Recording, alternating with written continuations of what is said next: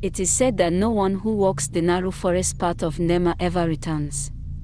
The villagers whisper of a shadow that watches from the trees, waiting for those who stray too far. But one night, a desperate hunter dares to break the rule, and learns why the path is forbidden. No one knew who built the path through the forest of Ndemma. It had always been there, winding, narrow, and strangely untouched by time. But everyone in Mola village knew the rule: do not walk the path after sunset. The elders said it was cursed. Hunters swore they heard whispers from the trees. And yet, no one could explain what really happened to those who dared to walk it at night. One evening, a hunter named Jumo found himself faced with a terrible choice: take the long way around and risk the dangers of the wild, or break the one rule that had kept the village safe for centuries. He chose wrong. Jumo had set out before dawn, his bow strapped to his back, his quiver full of arrows.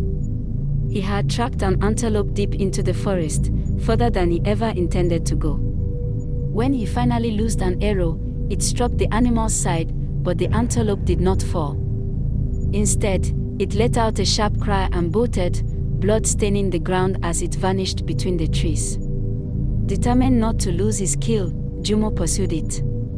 The chase led him through tangled vines and across narrow streams, deeper and deeper into unfamiliar woods. It was only when he finally reached the fallen animal that he realized how much time had passed. The sun had dipped low, spilling red across the sky. A heavy silence filled the air. Jumo slung the antelope over his shoulders and turned back, only to find that the forest no longer looked familiar. The path he had followed was gone. He was lost. For a moment, panic gripped him. He had grown up in these lands, knew them like the back of his hand, so why did every tree, every shadow look foreign? Then, through the thinning light, he saw it. A narrow path winding through the trees, untouched by overgrowth, as if waiting for him. Jumo's breath caught in his throat. He knew this road, the forbidden path. The elder's warning rang in his mind: no one who walks the path of Ndemma after sunset returns. Jumo hesitated. The long way home would take him through the deeper forest, where leopards prowled and unseen things moved in the dark. His family would worry if he was not back by nightfall. He swallowed hard and took a step onto the forbidden path. The moment he did, the forest changed. The air grew thick, pressing against his skin. The chirping of insects, the rustling of leaves, gone. Silence settled around him, unnatural and heavy. Even his own footsteps seemed muffled. Still, he pressed on. At first, the path seemed normal, just a narrow road cutting through the trees. But as he walked, he noticed something strange. The path was twisting. Not in the way a road naturally curves, but shifting. The trees, the rocks, they weren't where they should be. He would glance at a tree, take a few steps forward, and suddenly, it was behind him. His heart pounded. He quickened his pace. Then came the whisper. Soft. Almost like the wind. Jumo. He froze. The voice was close, too close. But when he turned, no one was there. He scanned the trees, gripping his bow tightly. Who's there? His own voice sounded small in the vast silence. No answer. He shook his head and kept walking. It's just the wind, he told himself. Just my mind playing tricks. Then he saw it. A figure standing in the trees, barely visible through the dim light. At first, he thought it was a trick of the shadows. But as he stepped closer, the figure took shape, a woman. She stood between the trees, half hidden in the darkness, wearing a tattered white garment that barely moved in the wind. Her face was pale, too pale, her eyes hollow and empty. Jumo's breath caught in his throat. He wanted to run, but his legs refused to move. Then she whispered again. Why have you come? Jumo's pulse pounded in his ears. His grip on his bow tightened. I am just passing through. The woman tilted her head, as if studying him. Then she took a step forward. Jumo stumbled back.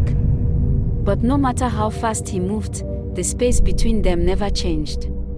It was as if the ground itself was keeping them close. "You do not belong here," she whispered. His mind screamed at him to run, but his feet were rooted to the ground. Then, slowly, she raised her hand, pointing past him, down the path. "Go," she said. Jumo didn't need to be told twice. He turned and sprinted down the path, his breath ragged. The trees bled past him, and the weight of the antelope on his back felt heavier with every step. But something was wrong. No matter how fast he ran, the path didn't end. It just stretched on. He should have reached the village by now. He should have seen the familiar clearing beyond the woods. But the road only continued, endless and winding. Then he heard its footsteps. Not his own. They came from behind him, keeping pace with him. Then ahead of him. Then, beside him. His paws hammered in his throat. He dared not look.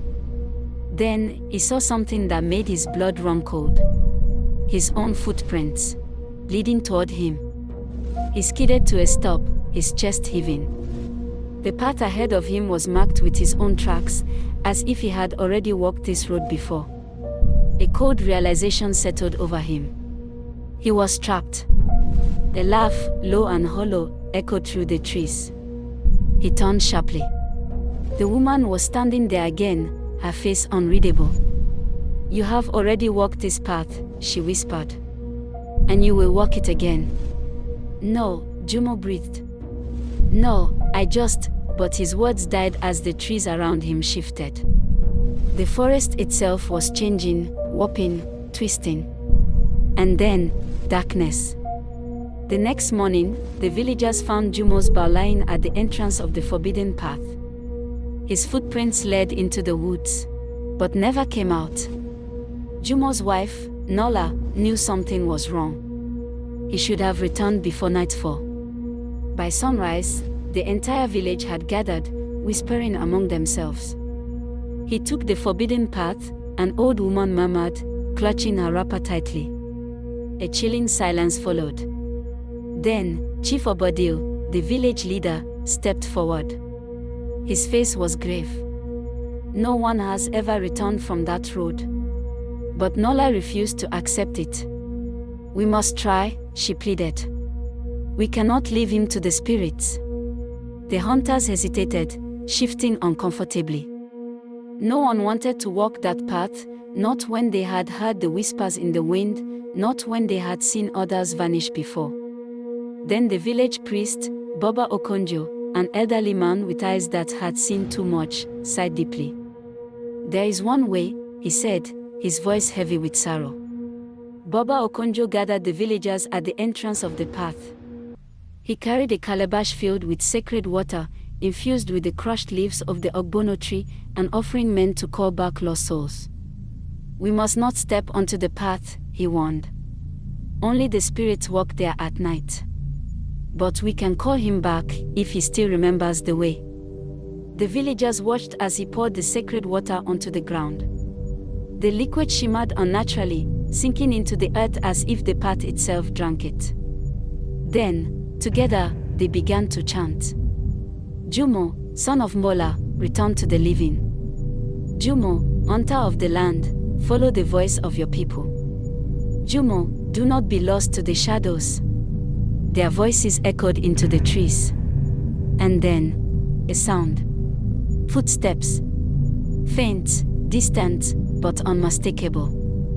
Jumo struggled in the shadows. Jumo was still on the path, trapped in an endless loop of trees and whispers. He had tried running, calling out, even tearing at the ground beneath his feet, but nothing changed. The path was alive, shifting around him. Then, he heard it. His name. The villagers' voices. His wife's voice. It was like a rope thrown into the darkness, pulling him back. He turned and ran toward the sound, his heart pounding. The trees twisted violently around him, the ground cracking open like a beast's mouth, trying to swallow him whole. A wind howled, carrying the voice of the woman with hollow eyes. "You do not belong here." Jumo lunged forward, forcing himself toward the light. Then, he saw them. The village. The people. He stretched out his hand, and the path closed around him. The villagers gasped as a violent gust of wind howled through the trees, scattering leaves and dust into the air. Jumo never emerged. All that remained was his bow, lying on the ground where the path began. Baba Okonjo's face darkened. He turned to the villagers and spoke with finality. "The spirits have taken him." A deep sorrow settled over the village. From that day forward, no one ever attempted to save another lost soul. And at night, when the wind blew through the trees, the villagers swore they could hear a whisper, soft and mournful, calling a name. Jumo.